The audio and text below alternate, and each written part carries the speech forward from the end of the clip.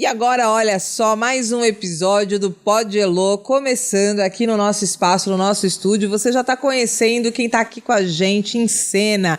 Ele, Cristiano Sanches, vindo diretamente de São Carlos, mas já mudando para Ribeirão. Ah lá, já tá aqui coladinho na gente. E o Dr. Vitor Bittencourt. Tudo bom, Vitor? Tudo na paz. Muito obrigado, Elo, por receber a gente aqui. Vitor, você tá aqui em Ribeirão ou você também vem de... Eu já passei por muitas partes, Elo. Eu nasci em São Paulo, morei em Curitiba, Sorocaba, São Paulo, formei em Barretos e agora tô aqui. Tá girando, bacana. Bom, e quem são eles pra gente fazer um Pod Elo, já que tudo pode aqui? Eles são da Zen Ser, uma empresa que trabalha com a questão da saúde mental em aspecto de ordem corporativa e vem falar pra gente como é que tudo faz parte aí, tanto dessa formação dessa empresa incrível, como dos temas que a gente vai puxar também aqui de saúde mental. Mas eu não posso começar esse Pod Elo sem antes querer entender como é que de repente forma essa dupla dinâmica aqui, Cristiano e Vitor, como é que de repente surgiu esse encontro e daí como é que surge a Zen Ser? O Vitor começa ou começo eu? Eu posso assumir essa parte, porque foi extremamente surpresa pra mim, porque eu sou médico, né? E desde que eu me formei, até um pouco antes, eu tinha uma familiaridade, uma vontade muito grande de fazer um impacto diferente na saúde mental. Porque a saúde mental, quando a gente garante que ela tá boa, a gente consegue manejar mais facilmente as outras patologias. Mas eu não conseguia achar um parceiro bom, eu não conseguia achar alguém com a mesma visão que eu tinha para poder tornar isso realidade e poder propagar para outras organizações. E aí foi um momento que, em um encontro de empresários... Um evento, né? Numa palestra de empresários. Eu acabei esbarrando com esse cara aqui que estava indo no seu primeiro encontro dessa galera. Foi meu primeiro mesmo. Exatamente. Pareceu que foi destino mesmo, entendeu? Que legal! A gente ficou nessa troca de ideia, conversando. Eu passo semana que vem no escritório, né, no consultório. Exatamente. Na empresa, e marcamos, agendamos. E eu tenho mestrado em saúde mental, sou publicitário. Né, tenho MBA em recursos humanos e esse mestrado agora também em saúde mental. E a gente começou a conversar, trocar ideias. E a gente tinha essa relevância da saúde mental muito nos projetos que a gente queria abraçar. E aí, na primeira reunião, a Zen Ser já tinha nascido. E na segunda, já tinha até o logo. Exatamente. E aí, a gente trabalhou tudo a quatro mãos, desde o site até o logo, até ao nosso método, né? A gente fez tudo juntos para poder entregar o nosso planejamento para as empresas. Mas isso, então, tem quanto tempo já? São longos 2 meses. Longos 2 meses. E tudo se concretizou em umas 2 semanas. Assim. Longos 45 dias. Né? E o mercado simplesmente escancarou, né? Porque é uma área que está aí uma área que é completamente carente de gente que consiga fazer essa ponta. Muito deficitária e muito... muito... a dizer que é uma epidemia. Já, exatamente. Né? A gente vive uma epidemia. A gente acaba não tendo noção exata de quanto é uma epidemia, o quanto atinge realmente as pessoas, que nem uma infecção como Covid ou uma infecção como alguma coisa que é palpável, a gente vê.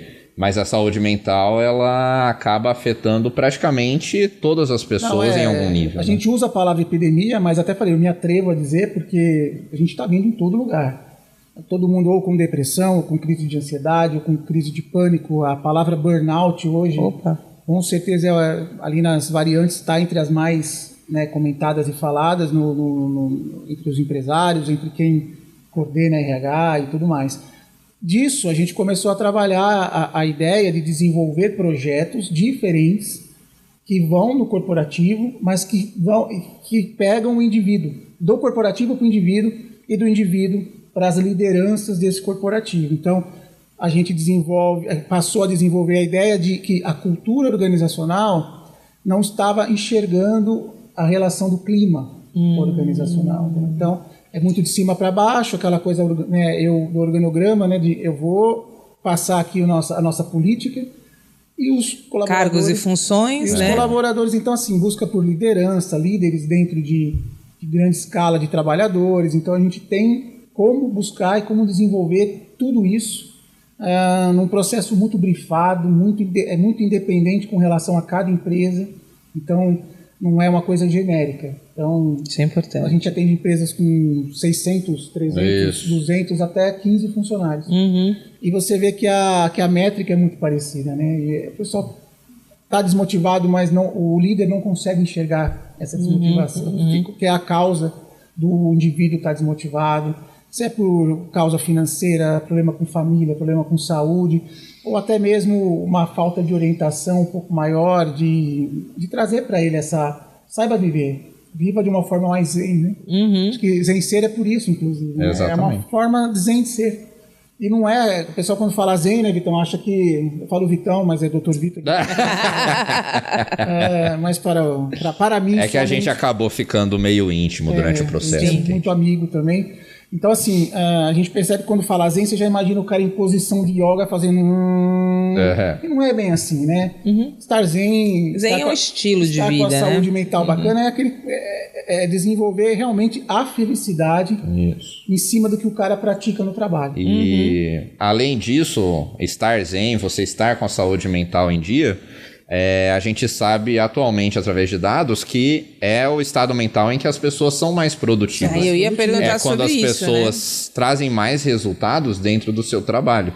Então, além da gente trazer essa saúde para as pessoas que estão trabalhando, a gente também garante para as empresas um resultado maior, uma performance melhor dos colaboradores. É interessante porque esses dias, então, estivemos fazendo a cobertura de um evento, trouxeram a Élica Linhares e ela levantou uma questão muito importante, que ela fala assim, isso ficou bem marcado, porque também foi parte da entrevista, ela disse assim, quando eu chego numa empresa, eu pergunto assim, o que é mais importante, o cliente ou o seu funcionário? E 99% das empresas costumam me responder, é o cliente. E aí eu digo, não, é o seu funcionário. Sim. O funcionário bem tratado, bem cuidado e treinado, ele traz cliente. Exatamente. E o teu funcionário, se ele não estiver bem, ele faz você perder o cliente, ou seja, você perde sua empresa. Isso. Então eu acho que quando você comenta isso, Vitor, sobre como as pessoas estão linkando saúde e produtividade, talvez ainda mirins, né? Porque é uma ideia de que, já diz um dito popular, né? Venha a nós o vosso reino, né? Sim, cada um por si, Deus por todos, né? Então parece que cabe a mim, no âmbito privado, saber da minha saúde. E cabe à empresa, né? Eu saio de casa, deixo tudo do lado de fora, entro na empresa e visto o personagem funcionária. E não é fácil, né? Não é fácil. Na verdade é impossível. E até porque com a geração de jovens que chega para dentro do mercado de trabalho, eles são muito transparentes. Sim. Com a cara, com a insatisfação, com a vontade de fazer ou não fazer, né? E aí nós que viemos, de repente, de uma geração Z ou os baby boomers, fica em choque, né? Porque a gente aprendeu a disfarçar. Homens não choram, né? Sim. Né? E assim vai. Então eu só estou puxando um contexto geral para dizer que concordo que quando você traz a palavra produtividade, você está falando de alguma coisa que faz uma diferença imensa na forma como o corporativo tem que atuar para dar atenção e suporte à equipe e formação de líderes, que ainda é muito importante. A gente tem uma média hoje por empresa, é uma média estatística de 15% da população de uma empresa hoje está com depressão. É muito Isso acarreta alto. 20% de perda da empresa. Então, quando a gente fala do corporativo, é justamente isso. É um investimento. O primeiro consumidor de toda a empresa é quem tá lá trabalhando. Se eles não comprarem, o público externo também não vai aderir. Vitor, quando você pensa como médico, né, ainda não é muito simples também as pessoas se desvencilharem das questões ligadas ao medo de que saúde mental é o mesmo que estar louco. Sim, então dizer que eu vou a um psiquiatra... E outro dia eu dei muita risada interna, né? Não foi na frente da pessoa, assim, na cara dela, não, mas é uma menina que é, né, uma profissional, gatinho, e aí ela falou assim, não, eu tenho que ir no meu psiquiatra. E aí ela falou, eu tô aqui conversando com ela, não, hoje eu não posso esquecer do meu psiquiatra. Mas ela falava com muita naturalidade. Então, assim, pra mim foi um destaque ouvi-la falar. Até o ponto que quase que eu perguntei, né? Mas o que você tem, né? Porque eu já ia chegar até no nível da intimidade. Mas ela falava com muita tranquilidade. Quando a gente pensa nesse formato, eu acho que não é o comum. As pessoas ainda se sentem envergonhadas de dizer. E ela, mentira, depois ela acabou me dizendo sozinha, assim, não, é porque eu tenho uma crise de ansiedade muito forte, eu tenho que passar por lá, eu faço acompanhamento e tal. ela contava como se fosse, estou com dor de dente, vou ao dentista, certo? Que é uma coisa que a gente fala. Ela falava dessa forma, mas é uma coisa que me chamou a atenção, porque eu falei, nossa, isso é muito raro, as pessoas querem esconder, e principalmente homens. Eu queria que vocês me falassem sobre isso. Vitor, quando você aí, como homem, que lida com saúde mental, é verdade que mulheres estão mais abertas para se sentirem com a situação e serem orientadas, e os homens parece que resguardam, escondem. Isso é um fato estatístico, na verdade. Então, é fato que o tanto de mulheres que estão passando pelo psicólogo, que estão fazendo seus acompanhamentos com o psicólogo, estão passando um psiquiatra se for preciso, de medicamento, é muito maior do que a porcentagem de homens que estão fazendo isso.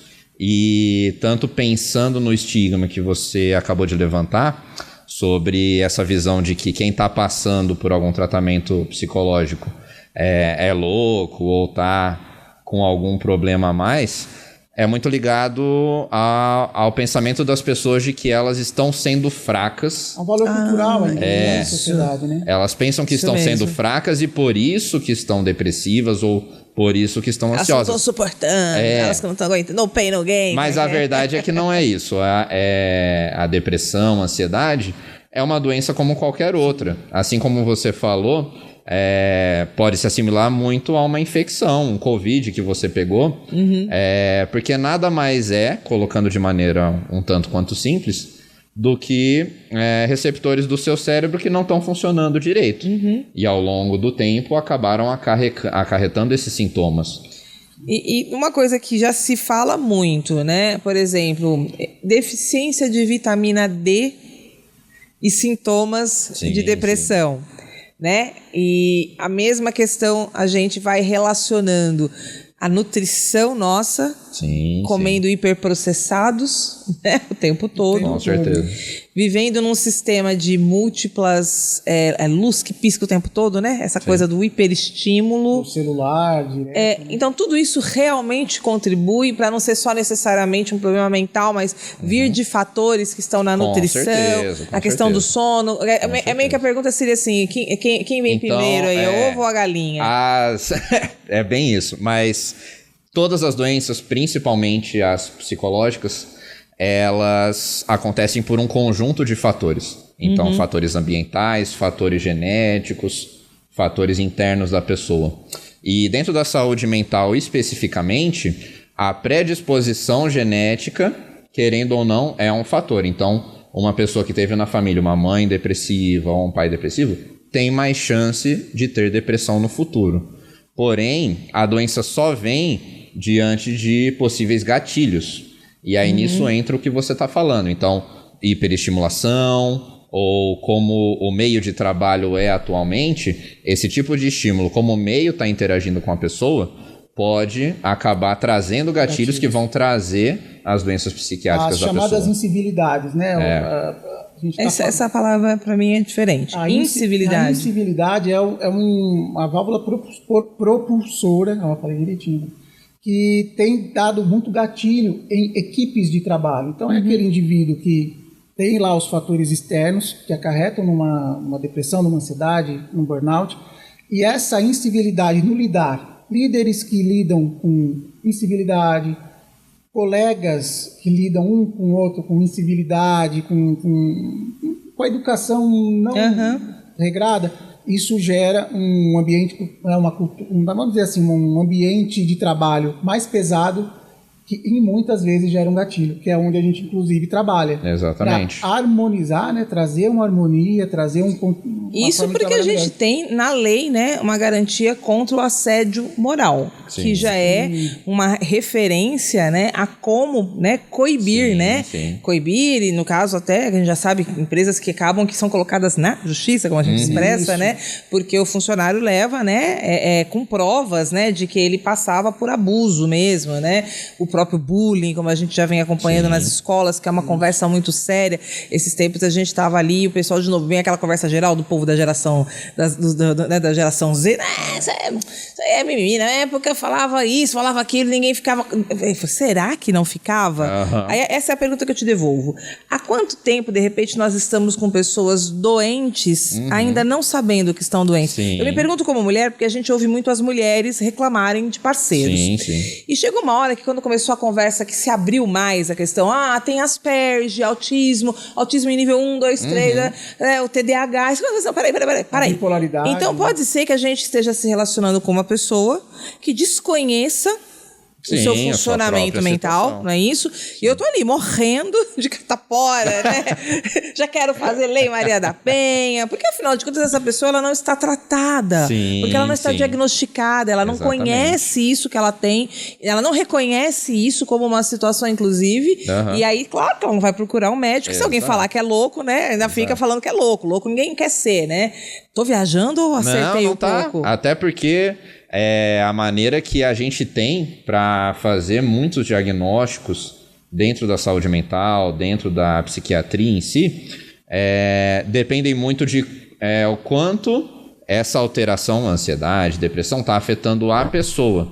Mas muitas vezes não só ela, mas como essas alterações dela estão afetando a família dela, quanto estão afetando o trabalho dela. Então, isso também é um critério diagnóstico para muitos transtornos de personalidade, transtornos ansiosos. Que triste, porque gente. O parâmetro do que realmente é uma patologia é difícil de determinar. Então, há muito tempo dentro da psiquiatria, colocaram-se critérios também para parametrizar o quanto está afetando tanto a vida da pessoa quanto a vida dos outros. E isso se encaixa muito dentro do ambiente de trabalho. E você até falou, imagina, se um ambiente familiar, às vezes a gente não consegue fazer, né, certinho, entender o que a pessoa só tem. Imagina num ambiente de trabalho que não é tão profundo o conhecimento, a gente não tem colegas, não tem vínculo familiar.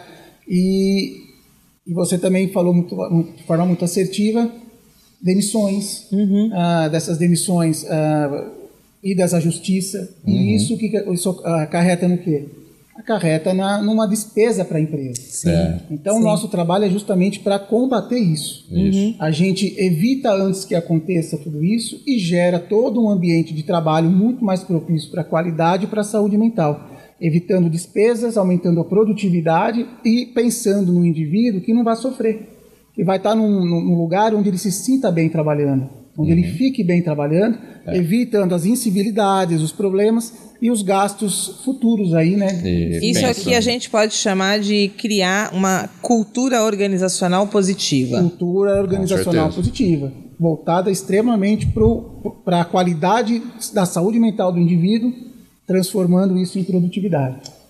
A ideia principal é quando a gente pensa na consulta, ou como a gente conhece a medicina atualmente, ou como sempre foi feita, é aquela estrutura enrijecida do hospital ou do consultório, onde você vai conversar com o paciente, entender as dores deles, tratar aquele microcosmo. Então, a ideia que eu sempre tive foi poder quebrar um pouco essa estrutura enrijecida e poder trazer a saúde para as pessoas de uma maneira mais ampla. Foi assim que eu pensei com o Cristiano, da gente trazer o consultório, na verdade, para uma empresa inteira. Então, a gente atuando para fazer as perguntas certas, para identificar quais são as principais dores de cada setor. Mais leves, exatamente, né? mais precisos. Diagnósticos que a gente faz com questionários já certificados dentro da psicologia, para a gente poder entender o que está passando na mente de um grupo inteiro.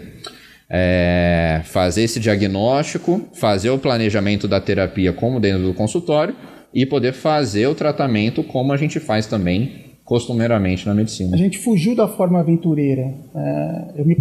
Vitor é muito preparado e eu, modéstia à parte, me sinto muito bem preparado. Escrevi muitos artigos sobre.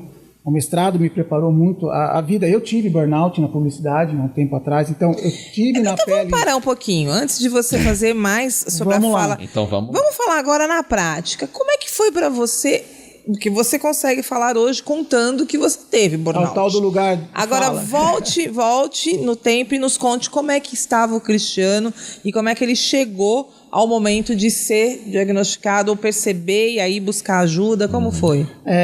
Conte a história. Estou há 27 anos na publicidade e passei por grandes agências como a Young, do Roberto Jus, né, a Young Rubicon. E quando voltei aqui para o interior, eu montei a minha agência. E era aquele dia a dia muito corrido, muita coisa para fazer, polivalências de decisões e de atos dentro da empresa. Quando eu comecei a perceber que eu estava cada vez com menos vontade de ir para a agência, me irritando muito facilmente, chegava até crises de choro. Isso que é legal, vamos lá. Então os sintomas são bem físicos, né? Crises de são choro, bem irritabilidade, desânimo, de fato de não querer sair da cama, né? Por fato do meu pai ser médico, também ele falou: Cris, vamos procurar tratamento. Meu pai é pediatra, né? Ele falou: procura um tratamento. Como foi para você ouvir? Foi. Porque meu pai que é isso que é legal, a gente pegar uma história agora, Meu pai já é falecido, né? Já tem 2 anos, mas ele cuidava de todo mundo. Era difícil ele falar: procure ali aquele. Ele percebeu que eu estava realmente com um grande problema. Ele tinha muita experiência procurando um médico. Eu passei por uma cirurgia também que foi bem difícil, pós-pandemia.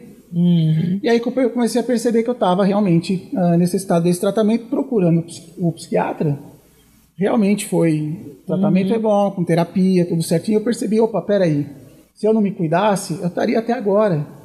Você falou uma coisa muito legal. No final não é também só tomar o remédio. É trabalhar o comportamento, né? Por isso a terapia entra, né? E foi onde eu decidi fazer esse mestrado. O Vitor até brinca, que eu falei: eu era o único não psiquiatra e não psicólogo da turma. Eu sempre falo isso, né? Eu era o único publicitário da turma. Engajei e fiz E vamos nessa. E essa visão faz toda a diferença pro trabalho do Cristiano, sabe? Ele tem uma visão diferente do que a gente vê geralmente em quem está lidando com a saúde mental. Não tem medo de falar, é uma coisa natural. Eu tive burnout, né? Tanto pela experiência que ele teve na saúde, quanto pelo passado dele em publicidade. Então traz essa visão diferente. Dentre talvez os muitos ganhos, de uma forma meio confusa, mas eu vou tentar ser menos, né? Que legal se não fosse a pandemia, né? Mas eu acho que a pandemia nos colocou, né, à frente de muitas das nossas histórias pessoais, dentro dos nossos quadrados, das nossas residências, né? E acho que chegou uma hora que todo mundo começou já não a ter que mais achar que era normal. O cara tá sempre irritado, né? A mulher tá sempre chorando, né? Fala-se mais hoje sobre sexo, fala-se mais hoje sobre alimentação, fala-se sobre sedentarismo. Há pouco tempo a gente tinha aqui a doutora Fernanda, a doutora Fernanda Tamer, que passava aqui com a gente também no quadro do programa, e ela comentava muito sobre a questão hormonal. Então também a gente está com um monte de mulheres hoje 50 a mais, mulheres que estão experienciando o processo de menopausa. E como elas brincam, gente, parece que não sou eu, né? E é muito interessante, porque são histórias que vão mostrar assim: nossa, mas eu me conheço. Aí é muito legal, eu me conheço, e o que está acontecendo aqui não sou eu, né? E aí essas coisas começaram a ser faladas, expostas. Eu acho que isso só vem nos ajudando a perceber o quanto somos indivíduos, embora num coletivo, né, tendo que viver padrões, né, parecidos, mas o quanto parece que, assim, até a história hoje, né, do som alto, né, não é mais todo mundo que já simplesmente acha normal som alto. Tá muito alto. Porque você é autista. E aí, se eu for, né? E se eu for, né? Isso tá me atrapalhando, eu acho interessante que eu até vi um menino dos Estados Unidos que ele foi no Got Talent, sabe? E aí ele é mágico. Um menininho de 10 anos ou por aí. E ele deixou bem claro, a maioria das pessoas considera o autismo uma patologia. Isso. Mas, na verdade, eu aprendi ao longo do tempo que, na verdade, é uma habilidade. Entendeu? É uma habilidade, graças a isso, esse foco que eu consigo ter, eu consigo fazer essas mágicas que vocês estão vendo aqui no show que eu tô conseguindo fazer. Olha que legal. Então, muito depende do olhar que a gente tem das coisas. O chamado a neurodivergência, né? É uma neurodivergência que agora cada vez está mais aberta. Quando eu trabalhei por muito tempo com a área de RH, também como coach, Era muito rico quando a gente chegava nos famosos testes de personalidade. E que eu explicava muito assim, olha, a gente é muito bonitinho, você quer fazer em casa sozinho, não é difícil, é igual ler signo e tal. Mas eu ainda diria que é legal você conversar, você deixar que alguém que vai conversar sobre. Sim. Porque aqui não é para dizer que um é melhor e o outro é pior. Não, é aí que a gente começa a descobrir que pessoas têm formas diferentes, exato, de obter aquele resultado. Por isso que às vezes pelo tempo da coisa, o resultado sendo desse, aquele, aí tal personalidade se adequa mais ou não, e aí vai. A gente hoje fala muito sobre o falar em público, eu converso muito com pessoas, mulheres, eu falo assim, olha, você não precisa falar em público, você tem que avaliar se existem outras formas de você comunicar o que você quer. Não é uma obrigação, ao mesmo tempo, se você se sente numa obrigação, você tem que se habilitar, que aí é uma outra conversa muito legal, né? Dá para fazer num outro tempo, num outro formato, mas eu posso fazer essa entrega, não é, Vitor? Com certeza. Então, eu acho que a saúde mental, em geral, assim como a gente tem que pensar da realidade de cada empresa vai ter suas dores, vai ter suas dinâmicas diferentes. Quando a gente pensa em saúde mental das pessoas, cada pessoa é diferente. Saúde mental para um homem é diferente, para a mulher é diferente, para uma criança é diferente. Para cada indivíduo é diferente. Exatamente. Nós somos seres bem individuais. Exatamente. Mas a gente consegue produzir de forma coletiva. Desde que respeitado o nosso jeito. E essas diferenças fazem toda a diferença para a gente ter mais resultados, porque são as diferenças que fazem a gente alcançar coisas extraordinárias, né? E quando na empresa vocês começam um trabalho, pode dizer mais ou menos para a gente como é que funciona? Fases? Como é que é? Sim. Como é que funciona? Estou te contratando, né? Primeira fase é o briefing, a gente vai e briefa certinho com o RH. Isso. Fase do reconhece, né? O diagnóstico. Os departamentos, a opinião e a visão do RH. A gente elabora depois, né, uma pesquisa em cima de parâmetros que já são nossos. Isso. Em cima desses parâmetros a gente converge em palestras, treinamentos e também consultoria. E tem sempre um começo, meio e fim, com a entrada do endomarketing também nesse processo. Que legal. Então a gente sabe onde que está pegando e trabalha com campanhas internas, mas bem precisas, com o departamento de marketing da empresa ou com a agência da empresa. A gente só brifa o que tem que fazer, eles fazem dentro de redes sociais, intranet e offline também, com cartazes e tudo mais, ações. Para garantir que as ações, a terapia esteja acontecendo o tempo todo. Não só quando a nossa equipe está lá, né? Para que a gente tenha um efeito constante, diário, dentro das empresas. E depois realiza de novo as mesmas pesquisas para ver onde se melhorou, né? E como melhorou o organizacional e como que esse clima está evoluindo. E eu posso contratar a Zenser para ações pontuais, por exemplo, uma palestra, workshop. Isso. Workshop, palestra, até a consultoria mesmo, que vai meses aí. Isso. Então, querendo ou não, muitas empresas querem entender com exemplos de como é o trabalho, entender como que é o efeito. E a gente tem trabalhos pontuais de fazer uma inserção de uma palestra ou inserção de uma ação que é mais acessível e também serve como um modelo para a empresa poder conhecer o nosso trabalho. E a gente tem histórias de que isso é porta de entrada para a gente realmente poder fazer uma diferença boa na empresa, né? Faz. E quando a gente está falando hoje em empresas, mais uma vez, quando se detecta que o líder está dentro de uma atuação neurodivergente, essa é uma questão que também o cara se descobrir como sendo ele o causador, né? Porque, querendo ou não, do topo da pirâmide, ou seja, da liderança, é o lugar mais fácil da gente acabar adoecendo a empresa inteira, né? Exato. Então, se a liderança se encontra doente e não faz nada, não reconhece esse problema que está acontecendo, ao longo do tempo isso vai afetar o resto da cultura da empresa e o resto da cultura o resto da empresa vai acabando sentindo dores e que vai refletir financeiramente, dores deprimidas, né? Dores ansiosas e para o resultado da empresa vai impactar. Se é uma empresa que precisa ter as metas batidas, né? Concessionária. E qual que não precisa, né? Mas liquidez, a gente sempre consegue chegar no líder, sim, conversando, tranquilo. A gente não, né? As pessoas estão bem abertas a esse assunto e se interessam em melhorar, né? Sim. Olha, gente, é isso. É muito bom aqui no Pod Elo esse bate-papo, né? Pô, já de acabou? negócios. Tá acabando. Vamos marcar outros episódios pra gente falar de mais histórias, Com né? certeza. Até porque vocês estão trazendo pro mercado uma solução muito importante, né? Porque eu acho que quando a gente começa a perceber que a situação, ela é, né, detectável, e se ela é detectável, ela vai encontrar caminhos, né, para ser solucionada. Isso mostra que as pessoas que estão aí com seus investimentos em equipes, né, na própria empresa, fiquem sossegadas, né? A Zenser tá aí se pondo como um caminho muito bacana. Olha, eu quero agradecer, Cristiano Sanches, você por todo esse seu movimento, né, essa parceria que você desenvolveu muito bem com o Vitor Bittencourt, que vocês tenham grande sucesso, que a Zenser cresça cada vez mais, que a gente volte para conversar mais dessa situação, no sentido de trazer mais elementos, mais informações, mais cases, para que as pessoas possam acompanhar e se colocar, né, numa situação mais tranquila, né, para poder conversar sobre saúde mental. Uma situação mais Parabéns. A gente que agradece, né, Vitão? A gente agradece pelo espaço. Obrigado mesmo pelo convite. Quem quiser, zenser.com.br e o @zenseroficial nas redes sociais. Exatamente. Tem tudo lá que vocês precisam saber sobre a gente. É isso aí. A gente aguarda vocês ali também. E é isso aí. O Pod Elo finaliza esse episódio incrível, né? Mais uma vez, espero que você esteja aí sabendo que quando bateu aqui no Pod Elo é tema, é conversa, é gente que a gente fala, uau, né? Vamos comentar, vamos compartilhar. Então, eu te agradeço mais uma vez esse carinho especial com o Pod Elo, e você já sabe que os episódios estão à sua disposição nas plataformas e também nos formatos de vídeo que você encontra lá no nosso canal do YouTube. Apesar que o Spotify também anda arriscando conforme o seu plano, você assiste e não só nos escuta, né? Mas mais uma vez, então, agradeço. Perfeito. Portas abertas para vocês voltarem, viu? Cris, muito obrigado. Vitor, parabéns, obrigado, viu? Elo. Parabéns. Você pode agradecer por você abrir esse espaço pra gente. Parabéns. Com certeza.